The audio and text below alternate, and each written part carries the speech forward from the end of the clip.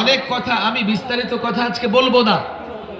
আমি সাধারণ অনেক মুসলমান যুবক এখানে এসছে, যখন দাওয়াত ও তাবলীগের কাজ নিয়ে ঝামেলা হয়, আমরা কি চেয়েছি? আমরা কোরআনুল কারীমের সূরা হুজুরাতের একটা আয়াতের উপর আমল করেছি। শুরুতেই আমরা কোন পক্ষকে দোষারোপ করিনি।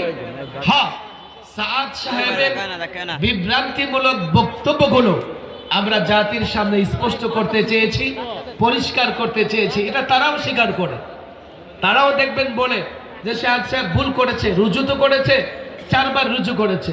আমরা বলি 4 বার ভুল করে 4 বার রুজু করেছে, এরপরে আরো 20 বার ভুল করেছে।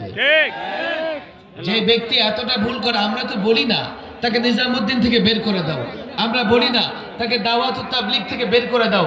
আমরা বলেছি যে লোকটা এতটা ভুল করে, সে যদি আমির হয় তো সেই জামাতের কোনোদিন কল্যাণ হতে পারে না। তোমরা এই লোকটাকে আমির কেন মানো? এবং তার আমির হওয়ার পথ পন্থা শরীয়ত সম্মত ছিল না। বলে সাআদ সাহেব অনেক বড় আলেম। আচ্ছা, অনেক বড় আলেম হিসেবে তোমরা যদি তাকে মান্য করে থাকো, তো বাংলাদেশের 6 লক্ষ আলেম, 7 লক্ষ আলেম যখন সোহরাওয়ার্দী ময়দানে সমাবেশ করে একটা ঘোষণা দিলেন, বাংলাদেশের আলেমদেরকে মানতে তোমাদের সমস্যা কোথায়? ঠিক।